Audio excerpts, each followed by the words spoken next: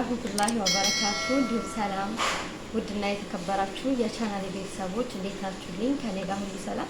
ለዚህ ቻናል አዲስ ከሆናችሁ ሰብስክራይብ በማድረግ ቤተሰብ ይሁኑ። ቤተሰብ የሆናችሁ ደግሞ እንኳን ደህና መጣችሁ። እንግዲህ በዛሬ ቪዲዮ የማሳያችሁ ደግሞ የሽንኩርት ለፀጉር ያለው አጠቃቀም ያለው ጠቀሜታ እሱን አብረን እናያለን። ሽንኩርት ፀጉራችን እንዲበዛ እንዲያድግልን እድገቱ ቶሎ ቶሎ እንዲጨምርልንና እንዲበዛልን እንዲሁም ደግሞ ራሳችን ላይ ፎረፎር ምናምን ነገር ያለብን ሰዎች ካለ ያጥፋልናል። እና ሽንኩርት ብዙ ጠቀሜታ አለው። እንዴት እንደምናዘጋጀው እንዴት እንደምንጠቀመው አሳያችኋለሁ። እንግዲህ ወዶችዬ ሽንኩርት ቀይ ሽንኩርት፣ ነጭ ሽንኩርት ማንኛውም ሽንኩርት የሆነ ነጭ ሽንኩርት ስላችሁ ግን የዚህ ዘር ሆኖ ትልቅ ሆኖ ነጭ አለ እሱም ሊሆን ይችላል። ማንኛውም ሽንኩርት ነው ሊሆን የሚችለው እና ግን ቀይ ሽንኩርት ይሄ ቢሆን የተመረጠ ነው። ካለለ ግን ያኛውን ማድረግ ትችላላችሁና የኔ አንድ ነው ማድረግ አንድ ይበቃኛል። ምክንያቱም በጣም ውሃ አለው። አንዳንዱ ሽንኩርት ጠፋፍ ያለ ደረቅ ያለ ነው። ይሄ ግን በጣም ውሃ አለው እና እንግዲህ በጁስ መፍጫ ነው የምናደርገው። ላም አድርገን ነው የምንፈጨው። ባይዘወይ የኔ በጣም ላም አድርገው አይፈጭም። የኔ የምልክያ ምናምን መፍጫ ነው። ያው ጁስ ፈጭተን ብታና አድራለሁ እኔ በኋላ ስለምጨምቀው ችግር የለውም። ላም አድርጎ የሚፈጭ ጆክ ካላችሁ በዛ ላም አድርጋችሁ ብትፈጩ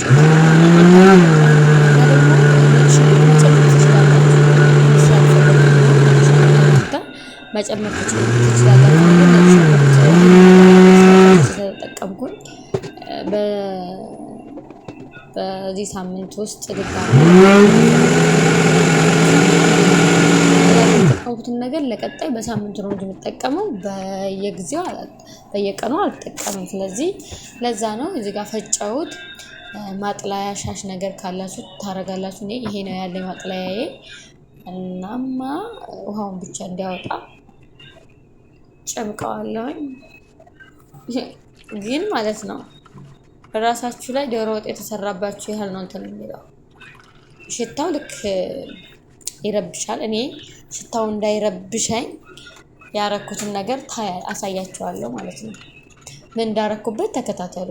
ይሄ እዚህ ጋር ፊት ለፊት የምታዩት የሪሃና ቅጠል ነው። ሪሃና አረቦቹ በጣም ነው የሚወዱ፣ ሽታው በጣም ነው የሚጣፍጠው እና የሪሃና ቅጠል ሲጥም ሽታው እዚህ ጋር ራሱ የተቀመጠ ለሽታ ነው እና ከሱ ውስጥ አረኩበት ማለት ነው። ሽታውን እንዲከላከልልኝ አብራችሁ መፍጨት ትችላላችሁ።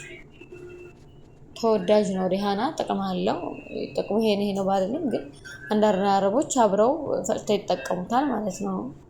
ለሽታው ይሆን ሌላ ጥቅም አለው ነው የሚሉት እነሱ። እኔ ግን እዚህ ጋር አረኩት ለሽታው ነው ማለት ነው። ስለዚህ ትንሽ አቆየዋለሁኝ እዚህ ጋር ኦኬ። ትንሽ ቆይቼ እጄ ቀባዋለሁ ማለት ነው። በመቀቤ ያደረኩኝ የዚህ ቅጠል ነው።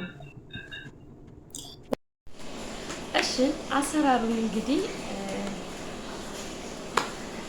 እንላለን። በመጀመሪያ ሽንኩርት እናመጣለን። ሽንኩርቷን እንልጣለን ቪዲዮ ላይ እንደምታዩት።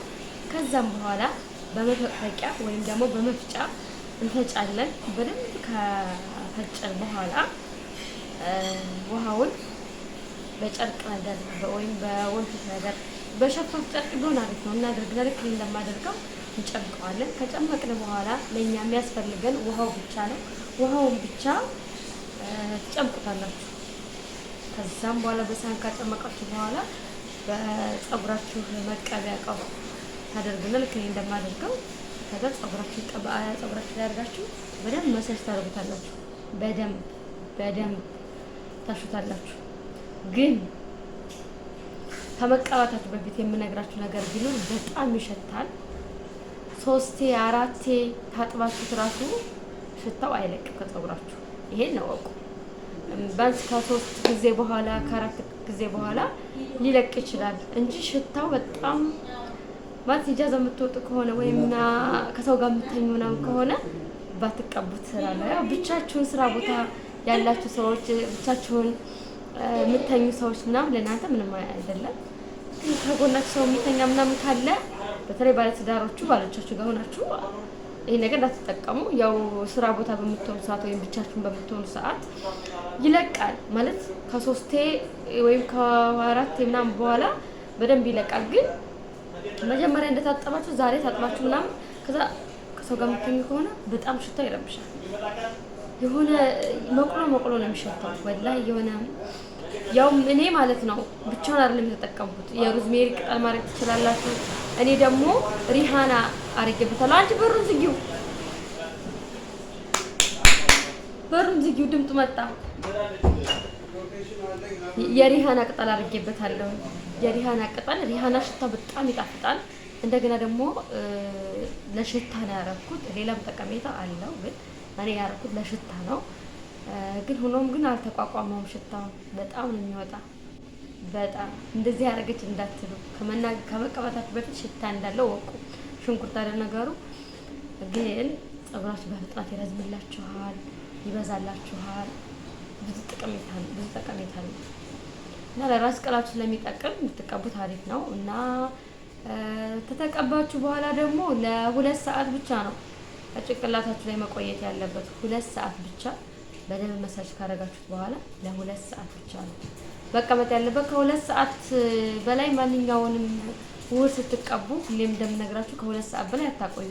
ከ2 ሰዓት በላይ ከቆየ ከጥቅሙ ጉዳቱ ያመዝናል። ማለት ፀጉራችሁ የመመስበስና የመነቃቀል ባህሪ አቅም የማነስ የጉልበት ያንሳል ፀጉራችሁ ላይ በምትታጠቡ ሰዓት ስታበጡት እንዳለ ነው የሚወጣ። ስለዚህ 2 ሰዓት ብቻ በቂው ነው። ማንኛውንም ውህድ ስትጠቀሙ 2 ሰዓት ብቻ ነው ማቆየት እላችኋለሁ። አዘገጃጀት ደግሞ በጣም ቀላል ነው፣ እንዳሳየዋችሁ ነው። መፍጨት ትችላላችሁ። እንደገና ደግሞ መፈቅፈቅም ትችላላችሁ በመፈቅፈቂያ። ያው አሰራሩ በጣም ቀላል ነው። ከሁሉም ቤት ሊገኝ የሚችል ነገር ነው። ሌላ ጉልበት የሚጠይቅ ነገር አይደለም። በማንኛውም ስራ ቦታ ልናገኘው እንችላለን። በማንኛውም በቤታችን የምንጠቀመው ነገር ነው፣ ልናገኘው የምንችለው ነገር ነው። እሱን በዚህ ቀላል ነገር ነው የምነግራችሁ፣ ግን በጣም ጠቀሜታ አለው። ጥቅሙን ከምነግራችሁ በላይ እዚህ ጋር ቪዲዮ አስገባላችኋለሁ፣ እንዴት እንደሆነ ታያላችሁ። አናታቸው የተመለጠ ሰዎች ሙሉ ለሙሉ እዚህ ግንባራቸው የሸሸባቸው ይሄ አናታቸው ሙሉ ፀጉር እዚህ ጋር አንዳንድ ሰዎች እኮ እዚህ ጋር ይጀምራል ፀጉራቸው ሲሸሽ እዚህ ጋር ሸሽቶ ልክ በምትቀቡ ሰዓት መብቀል ይጀምራል። አታምኑ፣ ግን መብቀል ይጀምራል። ግንባራቸው ለሸሸባቸው ሰዎች መብቀል ይጀምራል። ስለዚህ ተጠቀሙት፣ ትወዱታላችሁ። ለእናንተ ይጠቅማችኋል ብዬ ነው እኔ ለራሴ ተጠቅሜዋለሁ እና ለውጥም አለው። ግን አንድ ያልወደድኩት ነገር ቢኖር ሽታው ብቻ ነው።